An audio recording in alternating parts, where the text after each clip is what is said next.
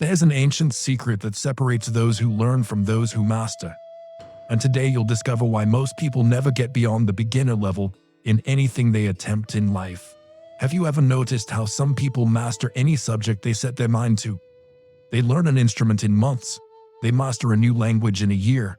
They build businesses from scratch while others spend forever trying to figure things out. And you know what many people think? Oh, these people are talented. This guy was born with a gift for this task. You've probably heard someone say this kind of thing. Many people use this excuse to stop trying. Some people think I don't have the gift, so it's impossible for me to master this subject. And that's the biggest lie anyone can tell themselves. Now, do you know what people who master anything in a short time have in common? What they have is something that you were never taught in school, in college, in any online course you've ever purchased. In feudal Japan, there was a system of apprenticeship so powerful that it transformed common peasants into lethal warriors, mediocre artisans into masters whose work lasted centuries. This system had nothing to do with intelligence or natural talent. It had everything to do with understanding the three invisible stages that separate the amateur from the master. They called this system Shuhari, and when you understand how it works, you stop being that person who starts 1,000 things and finishes none. You become someone who masters what they want, when they want. But it comes at a price. Learning this system will require you to accept something your ego will hate to hear. Before I show you this complete system, I invite you to subscribe to the channel, like it below, and tell me in the comments, what skill do you most want to master in your life? Guitar, programming, a new language? Feel free to comment.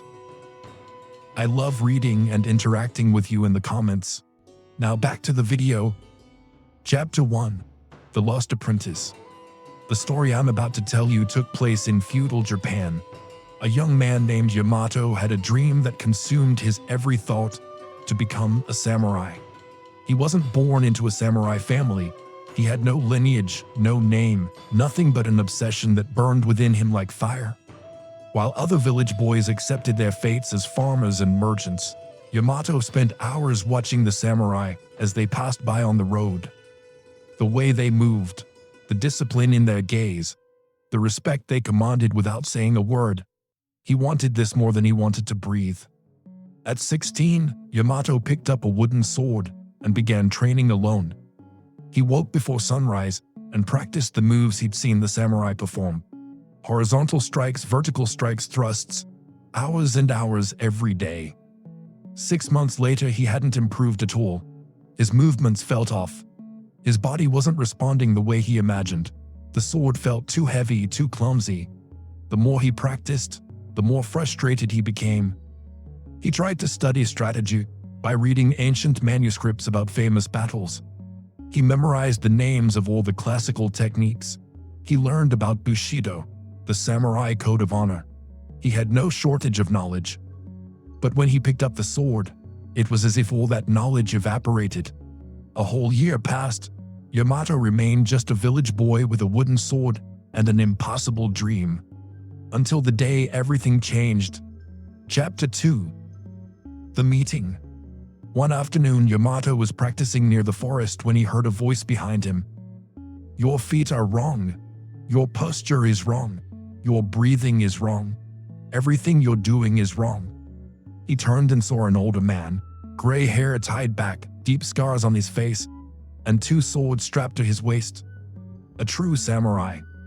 Yamato felt shame burn his face. "I'm trying to learn on my own, sir. I have no master." The samurai walked around him, observing. "How long have you been practicing?" "1 year, sir." "And did anything improve?" Silence. The answer was obvious. The samurai took the wooden sword from Yamato's hand. "You know what your problem is? You think you're training, but what you're doing is cementing mistakes. Every failed rep is teaching your body how to fail better." Those words cut deeper than any sword. Yamato had spent a whole year getting worse. "Sir," Yamato spoke, his voice breaking, "how do I do it right then? I've read every text I can find. I've studied the strategies. I've memorized the moves." "That's exactly your problem," the samurai interrupted. "You tried to build a castle from the roof up. You studied strategy before mastering posture. You tried to innovate before imitating. You skipped the only thing that matters, the path. The samurai looked Yamato straight in the eye. There is a path to mastery that has 3 stages. You must traverse each one. You cannot skip. You cannot rush. If you try, you will spend your entire life being mediocre in everything you touch. And which way is that? Yamato asked. Shuhari, the samurai replied. Shu, obey, hot, break, right, let go. 3 stages, 1 destination, true mastery. Yamato was impressed. Please teach me. The samurai was silent for a long moment. Then he nodded. Tomorrow at dawn, and prepare yourself, because the first stage will destroy everything you think you know about learning. Chapter 3. Shu, the death of the ego. The dawn arrived. Yamato was waiting when the samurai appeared in the clearing. Today begins Shu, the master said. At this stage you don't think, you don't question, you don't improvise, you obey, you copy, you repeat, exactly as I show you. Not an inch of deviation. The samurai assumed a stance. Stay like this. Yamato imitated. The master adjusted his foot 2 centimeters to the left. He moved his hip a degree. He raised his shoulder a fraction. Now breathe. 3 seconds in through your nose, 2 seconds holding it, 4 seconds out through your mouth. They stayed in that position for 10 minutes, just breathing. Yamato's legs burned. His mind screamed that this was a waste of time. Master, he finally said, when are we going to practice real punches? The samurai turned his head slowly. You think posture is boring? You think breathing is a waste of time? That's why you'll never be a samurai. A true warrior understands that mastery is built in millimeters, not kilometers. Yamato swallowed his words. Shu isn't about being interesting. The master continued, it's about obeying until your body understands what your mind can't yet. Every technique you'll learn in the years to come depends on this posture, this breathing, these fundamentals you think are boring. Weeks passed.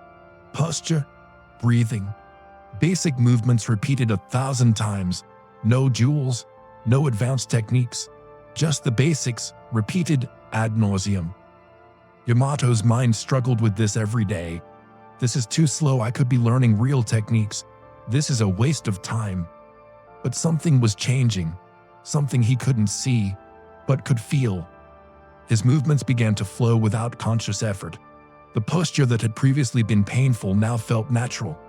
The breathing he had to force now happened on its own. One day, 3 months later, the master demonstrated a basic horizontal strike. 1,000 times, he said, exactly as I did it, not faster, not slower, not harder, identical. Yamato spent the entire week practicing that single strike, 1,000 repetitions a day. On the 4th day, something extraordinary happened. He was in the middle of strike number 400 when his body executed the movement perfectly, without any mental command, as if the sword knew the way on its own. Did you feel it? The master asked, watching from afar. Yamato nodded, speechless. This is Shu. When the technique enters the body so deeply that the mind no longer needs to be present. But most people never get here because they think repetition is for the weak. They think they are too smart to practice the basics 1,000 times. A neuroscientist at the University of Tokyo, who has been studying motor learning for 18 years, discovered something revolutionary. When you repeat a specific movement 300 to 500 times, neurons in the cerebellum begin to create an automated pattern. After 1,000 correct repetitions, the pattern becomes unconscious. The skill literally migrates from the conscious mind to the brain's automatic system. But if you change the movement before 300 repetitions, the pattern never forms. You remain forever in conscious mode, which is slow, tiring, and error-prone. Chapter 4. The Eternal Student Trap. 6 months of Shu passed. Yamato now mastered 12 basic techniques so thoroughly that he could perform them in his sleep. Literally, one night, his master woke him up by surprise and asked him to perform the vertical strike. Yamato's body executed it perfectly. But Yamato began to notice something that bothered him. He saw other practitioners, some even with more training experience, who knew hundreds of techniques. They knew every kata.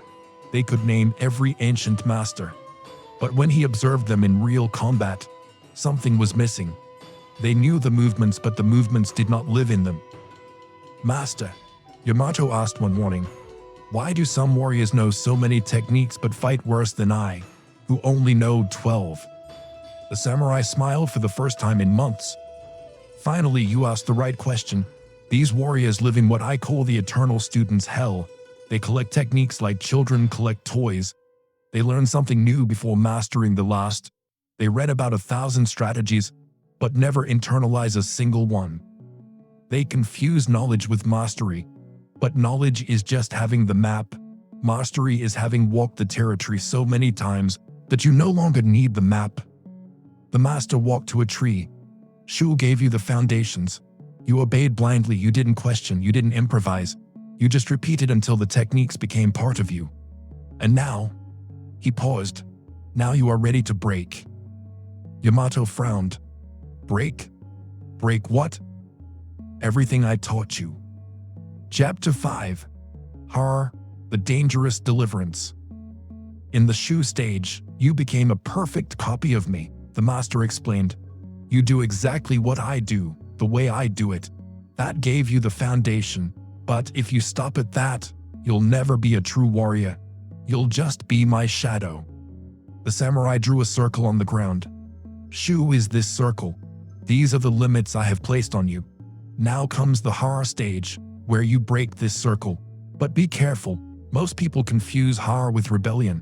They break the limits not because they have mastered it, but because they are too lazy to master it. Horror is not about rejecting what you've learned. It's about understanding the whys behind each technique so deeply that you can begin to adapt them. You can combine them, you can modify them, but it only works if Shu has been complete." That afternoon, for the first time in 6 months, the master brought another instructor to the clearing, a warrior from a different school with a completely different style. "For the next year," the master said, "you will train with him too. You will learn techniques that contradict everything I've taught you. His stance is different, his strikes are different, his philosophy is different." Yamato was confused.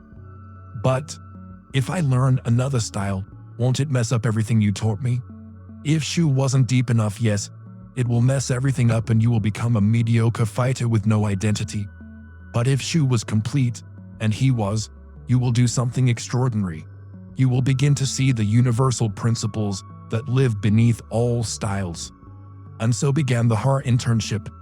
Yamato spent his mornings with his original master, his afternoons with his second instructor. The styles were so different that at first his mind would short-circuit trying to switch between them. The first master taught low posture, economical movements, and patient waiting. The second master taught high posture, explosive movements, and aggressive attack. Everything contradicted each other. But after 3 months, something began to happen. Yamato began to realize that beneath the superficial differences, both masters were teaching the same thing: how to move energy through the body efficiently, how to read the opponent, how to be present in the moment. The techniques were different, the principles were identical. "You're beginning to see," his original master said when he noticed the change in Yamato's eyes. "Shu taught you the forms. Ha is teaching you the principles. When you understand the principles, the forms become tools, not prisons." A year in the horror stage completely changed Yamato's fighting style. He was no longer a perfect copy of either master. He had begun combining techniques in ways neither of them had. One morning during training, Yamato blocked an attack using the first master's stance, but countered with the second's explosive attack. The movement was so natural, so fluid, that he didn't even realize he'd created something new until he saw the expressions on the two instructors' faces. "What was that?" the second master asked. I don't know, it just felt right." The two masters looked at each other and smiled. "Ha! It is complete," the first master declared. "You are no longer blindly obeying, but you are not breaking in rebellion either. You are adapting wisely, you understand the whys." But then the master said something Yamato didn't expect. And this is where 99% of practitioners stop. They arrive at horror and think they're already masters. They can adapt techniques, they can combine styles, they can create variations, and they're proud of it. But horror is still a prison. You're still stuck with the techniques you've learned, even if you can combine them in creative ways. You've become a skilled artist, but not a true master. There is a third stage, the final stage, and only one person in 1,000 gets there because it requires something most people are unwilling to do. Forget everything. Chapter 6. Rai, the silent transcendence. Ri is the stage where you don't use techniques, the master explained. The techniques use you, or rather, there are no more techniques. There is only pure response to the moment. Yamato frowned. How can I fight without techniques? You'll understand, the master said. But first, a story. When I was young like you, I spent 40 years studying the sword. I learned 300 techniques. I mastered 12 different styles. I became known as one of the best swordsmen in the region. One day, an old master came to challenge me. He must have been 80 years old, he could barely walk straight. I accepted the duel thinking it would be polite, it would be quick. The master paused, the weight of memory visible on his face. He defeated me in 3 moves, and you know what confused me most? He didn't use any techniques I recognized. It wasn't style A, B, or C, it was nothing and everything at the same time. Like water, formless yet perfectly adapted to each moment. Then he explained to me, "Young man, you fight well, you know many techniques, but you are still fighting. I don't fight anymore, I just respond. When you attack, my body already knows the answer before my mind processes it. There is no decision, there is no technique, just natural movement." Yamato tried to understand, but how do I get to this stage? Time, practice, and most importantly, you need to stop trying. The next 5 years were the most frustrating of Yamato's life. The master no longer taught him anything new. He just made Yamato fight every day against different opponents, different styles, different levels. At first, Yamato was still thinking about techniques. Now I use the first master's block. Now I combine it with the second master's counterattack. His mind was constantly categorizing, deciding, choosing. But slowly over the years, something began to dissolve. The labels on techniques began to disappear. He stopped thinking, now I do technique X, and started just doing it. One day, during a particularly intense fight against 3 opponents simultaneously, something broke, or rather something opened. Yamato didn't remember making any decisions during that fight. His body simply flowed. He blocked, attacked, spun, dodged, all without a single conscious thought. It was like watching someone else fight using his body. When he finished, all 3 opponents were on the ground. Yamato was breathing calmly, effortlessly, and he couldn't recall any specific techniques he had used. His master was watching from afar, a rare smile on his face. "You finally stopped fighting," he said. "But I fought 3 people." "No," your body responded. "There was no you in there making decisions. There was just pure response to the moment. This is Rai. You have transcended the techniques. They are now so deeply a part of you that you don't even know they are there." A Kyoto University researcher, who has been studying embodied cognition for 22 years, explains, when experts reach the highest level of mastery, something fascinating happens in the brain. Activity in the prefrontal cortex, the area responsible for conscious decisions, dramatically decreases during performance. Simultaneously, older brain structures take over. The expert is no longer doing the skill. The skill is expressing itself through him.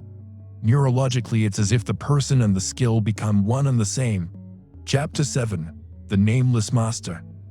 Years later, Yamato was no longer the village boy with an impossible dream. He had become a respected samurai.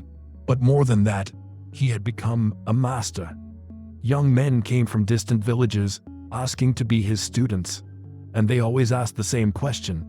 "Master, how many techniques do you know?" Yamato always replied, "None and all." This confused the students. They wanted numbers. They wanted lists. They wanted to know exactly what they were going to learn. But Yamato had understood something that can only be understood after completely traversing Shuhari. Techniques are just fingers pointing to the moon. Most people are so obsessed with their fingers that they never look where they're pointing. One day, a particularly arrogant young man challenged him. "Master, with all due respect, you say you don't know any techniques, but my old instructor knows 500 techniques. How can you be better than him?" Yamato picked up a wooden sword. "Attack me with any of these 500 techniques." The young man chose his best move, a complex attack he had practiced for years. Yamato didn't even seem to move much, just a slight adjustment of stance, a slight change of angle, and the young man was on the ground, weaponless, unable to understand how it had happened. "You used a technique against me just now," Yamato explained, helping the young man to his feet. "A specific technique with a name that you've practiced thousands of times. It's good. It works in most situations. But I didn't use any technique against you. My body simply responded to your movement in the only way that particular moment required. It wasn't technique A, B, or C. It was the perfect response to that unique moment that had never existed before and will never exist again." That's the difference between knowing 500 techniques and having 0 techniques. You're limited to the 500 options you know. I have infinite options because I'm not choosing between memorized techniques. I'm creating the right answer on the fly. Chapter 8.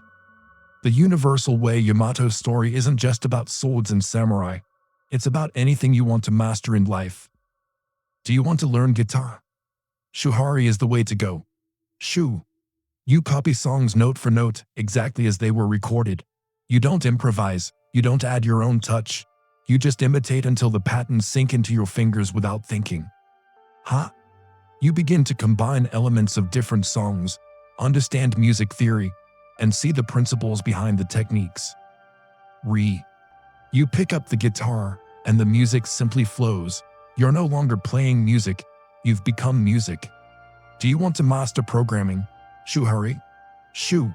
You copy code from experienced developers line by line. You follow established patterns without question. You build solid foundations. Ha. You begin to understand the whys behind each pattern, to combine different approaches, to adapt solutions. Re. You no longer write code consciously. You see a problem, and the solution manifests itself through your fingers. Language disappears, only pure logic remains. Do you want to build a business? Shuhari. Shu. You study and replicate business models that work. You don't try to reinvent the wheel. You learn from those who have already done it. Ha. You begin to adapt these models to your specific niche, to see universal business principles that transcend industries. Re. You no longer follow models. You intuitively know what will work, as if your body reads the market the way a master reads an opponent. The path is always the same. Shuhari is not an ancient Japanese philosophy. It is the framework for how deep learning happens in any domain. But there's something no one tells you about Shuhari. Something that's the real reason most people never achieve mastery in anything. Chapter 9. The Trap of the Modern Generation. The burning truth is this. Most people today will never experience true mastery in anything because they refuse to go through Shu. Think about it. How many times have you heard someone say, "I don't like following rules, I prefer to find my own way, I'm more creative when I do it my way"? That sounds good, right? It sounds like independence, like original thinking, like creativity. But it's a lie. It's your ego protecting you from the uncomfortable truth. You don't want to find your own path. You want to avoid the hard work of mastering someone else's first. Yamato could have said the same thing. "Master, why do I need to copy you exactly? Why can't I develop my own style from scratch? I'm a unique individual." And if he had done that, he wouldn't have become a samurai. He would have been just another villager who thought he was too special to learn the right way. The modern generation has been convinced of a toxic lie, that you should skip fundamentals and go straight to self-expression, that following a master is for the uncreative, that copying is for the weak. And the result? An entire generation of people who know a little about everything and nothing about anything. People who start 47 hobbies and master none of them. People who say, "I tried to learn guitar but it wasn't for me." when in reality, they simply didn't have the patience to go through the Shu stage. Let me be brutally honest with you. No frills, no storytelling, just the pure truth. The reason you haven't yet mastered that skill you say you want to master isn't a lack of talent. It's not a lack of time. It's not a lack of resources. It's because you're trying to get started in Ha or Ri without doing Shu. You want the results of mastery without paying the price of obsessive repetition. You want to play like a virtuoso, but you don't want to spend 6 months playing scales. You want to program like a pro, but you don't want to spend a year copying code from better programmers. You want to build an 8-figure business, but you don't want to spend 2 years studying business models that have already worked. You want to skip Shu because it's boring, because it's humiliating to admit you know nothing and have to copy someone else exactly. Because our generation has sold us the lie that we are special and unique and don't need to follow the path every master before us has followed. And as long as we continue to believe this lie, we will continue to be mediocre in everything we touch.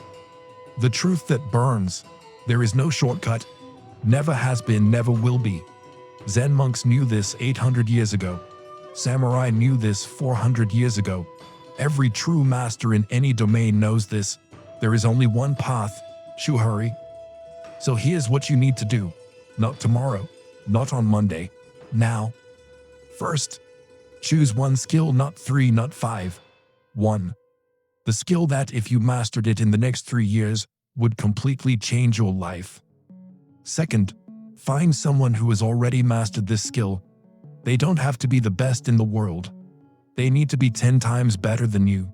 Find that person. If you don't know anyone who can help you personally, look for an expert online, but choose just one to follow their teachings. Third, enter the Shu stage with complete humility. You will copy this person with obsessive precision. No adaptations, no my way, no creativity, just perfect imitation. Will it be boring? Yes. Will it feel like you've lost your identity? Yes. Will other people judge you and say you're being robotic? Yes. Great. That means you're doing it right. Fourth, once Shu is complete, and you'll know when it's complete because the techniques will flow without thought, then you enter Ha. Study other approaches, combine techniques, adapt, create variations, question the whys. Fifth, continue for years, not months, years. This isn't a 6-month phase. It's a developmental stage that can last much longer. Keep practicing, experimenting, integrating. Sixth, one day without realizing it, you'll be in Rai. You'll execute your skill without thinking. You'll create solutions you've never seen before. You'll transcend techniques. And on that day, you'll understand that the journey never ends. You'll return to the basics, but with completely new eyes. An Oxford University researcher who has been studying expertise development for 25 years conducted a study of 500 masters in different domains: music, sports, programming, martial arts, business. The finding was unanimous. Every world-class expert we studied followed the same 3-stage pattern. First, a phase of rigorous imitation lasting between 1 to 3 years. Second, a phase of experimentation and combination lasting between 3 to 7 years. Third, a phase of intuition and innovation that marks true mastery. We found not a single exception. No master skipped the first stage, even those cold natural prodigies. The difference was only the speed with which they traversed each stage, never the sequence. Chapter 10: Yamato's Legacy. Yamato lived to be 87. He trained hundreds of students during his lifetime, and on his last day, when he was surrounded by his most advanced students, one of them asked, "Master, what was your greatest regret on your journey?" Yamato thought for a long moment. Then he said, "My only regret is not starting Shu sooner. I wasted an entire year trying to teach myself, thinking I was smart enough to find a better way. If I had started with a master from day one, I would have mastered the sword a year sooner. And an extra year of mastery is a treasure no amount of gold can buy." To all of you, he continued, looking each student in the eye, "Don't make my mistake. If you want to master something, find someone who has already mastered it and copy that person without shame, without ego, without rushing to add your own personal touch. Mastery isn't about being original from day one. It's about becoming so deeply skilled that originality becomes inevitable. These were his last words about the path. And 3 days later, he died peacefully, knowing he had passed on the most important teaching he had ever received. The path doesn't end, it just transforms. And here's something very few people realize. You think Shuhari is about learning skills, but it's not. Shuhari is about who you become in the process of learning. The person you are today, impatient, jumping from one thing to another, wanting results without process, that person will never experience true mastery. But there's another version of you, a version that has the patience to copy perfectly, that has the humility to admit it knows nothing, that has the discipline to practice the same thing 1,000 times, that has the wisdom to understand that the long road is the fast road.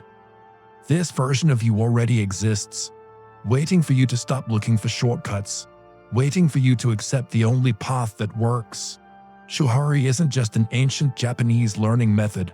It's a mirror, and what you see when you look into that mirror tells you everything about who you'll be in 5 years. Do you see someone willing to start as a complete beginner, without ego, without rushing? Or do you see someone still looking for the hack, the shortcut, the way to avoid the work? Because only one of these people will truly master something, and you know which one it is. The question is not, does the Shuhari system work? The question is, are you willing to pay the price that mastery demands? Yamato was just a village boy. No special talent, no noble lineage, no advantages. The only thing he had was a willingness to obey completely before questioning, to imitate perfectly before innovating, to master the basics before seeking the advanced. And this transformed him from a nobody into a master whose name was remembered for centuries. You have the same choice he had. The same path is open to you. Do you want to spend the next 5 years trying to find a better way that doesn't exist, and 5 years from now be exactly where you are today, knowing a little about a lot of things and nothing about anything? Or would you rather pay the price of mastery and become extraordinary at whatever you set out to do? Mastery is waiting, but it won't find you. You have to walk to it step by step, repetition by repetition. Shu, then Hara, then Rai. The path is ancient, the path is tested, the path works. If this video brought you new teachings about learning and mastery, I invite you again to subscribe to the channel now and activate the bell so you don't miss the next content. And tell me in the comments, what's one skill you'll master using Shuhari? Write it down below. Also, I have another invitation for you. If you enjoy content related to psychology and philosophy, I'll leave the link to my new channel in the video description, where I'm publishing content on these topics. It's still a very small channel, but I'm working hard to bring good content there too. If you've made it this far, thank you very much for your attention. You're one of the few who are truly willing to learn, and that already separates you from 99% of people. Now go ahead and get started. Enter Shu, and years from now you'll look back and won't believe you were the same person. Until the next video, and happy journey in your transformation.